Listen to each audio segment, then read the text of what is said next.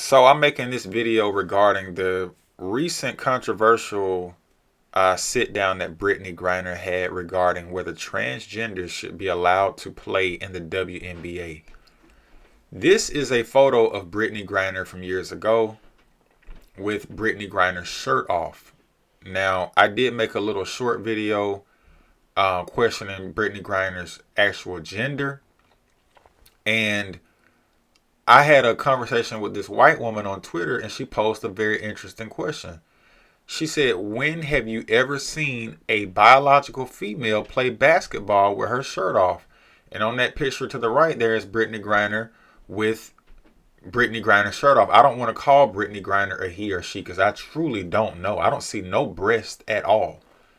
And there don't like to be no scarring or no surgery or nothing, like the breasts were removed. So last time I checked, a female grew breast. And not too many females grow to be 6'11". So I'm very, very, very, very, very curious to know what Brittney Griner was born at birth. I just do not know. But this video is specifically going to be about why Brittney Griner's desire to see trans athletes play in the WNBA will destroy what is left of the already struggling WNBA basketball league. There are a number of states who are aggressively moving to prevent transgender athletes playing. And I was wondering, again, I hate to put one more thing on your plate, but in terms of on your radar, where is that? You're going to have a tremendous platform, but where is that going to be on your radar in terms of advocating for, athletes, all athletes, transgender athletes, to be able to play?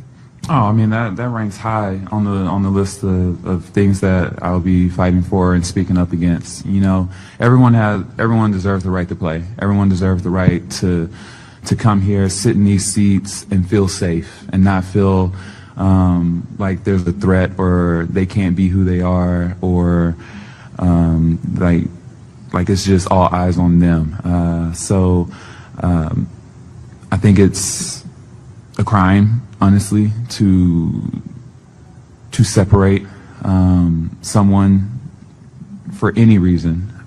So I definitely will be speaking up against that legislation and those laws that are trying to be passed, for sure. I said it before and I'll say it again. That sounds like a man. It just really, really does. Like I said, women can have deep voices sometimes, but that don't sound like no natural born woman at all. But irrespective of that, the reason why this is very, very dangerous to the WNBA is because the WNBA is already a struggling league. It's supposed to be a women's basketball league, but here you have a questionable woman advocating for trans to come play in the WNBA.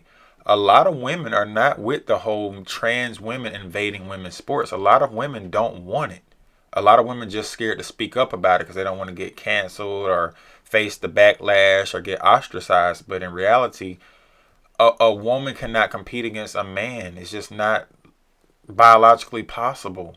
Every now and then you'll have a super strong, super athletic woman who can compete against a man, but it just ain't the same.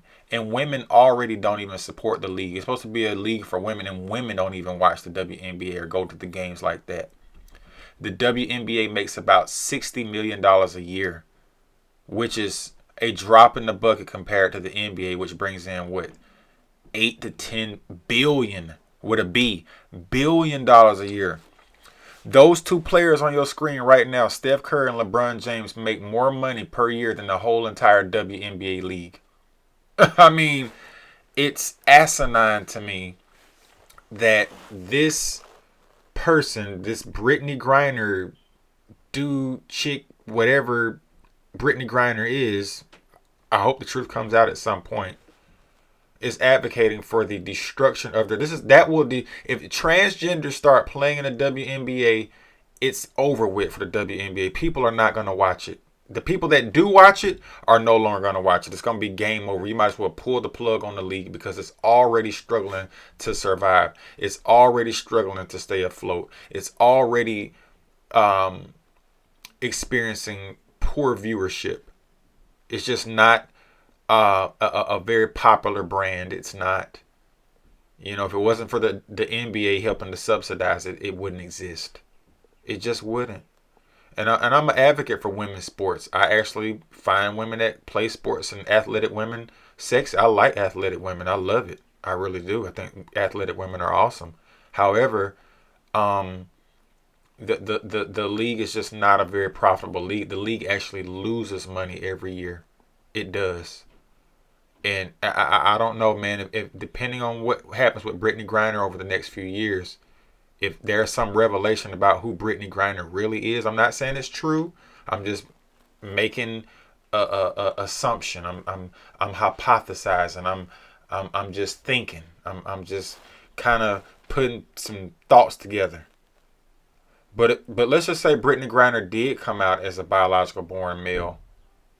That means Brittney Griner has been a Trojan horse this whole time to get trans into the WNBA, because you already got one. You could potentially already have one. Like I said, I don't know what Brittney Griner was born as, but to advocate for the destruction of your league is just insanity to me. And I don't think that a lot of women in the WNBA are on board with this. I just don't believe that they are, because it will erode the little bit of quality that the game actually has.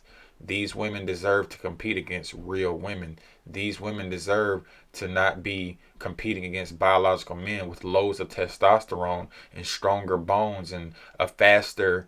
Men naturally have what's called a higher percentage of what's called fast twitch muscle fiber, which makes us able to run faster. Our lungs are bigger than women, so we can our endurance is stronger, right? We're just naturally built for athletic competition and extremely strenuous activities. Women are just not built the way we're built. It's not right. It's not right at all. But we'll see what happens. I wouldn't doubt it if they allowed this to happen. I think Brittney Griner is being used to set the precedent. I really, really do. I think that there's more to come. This is not the last conversation we're going to hear about it. You're already seeing trans athletes compete against young girls in high school sports and college sports. And there's been backlash from some women, but to me, the backlash is not strong enough. Women need to start standing up to this nonsense because it's not right.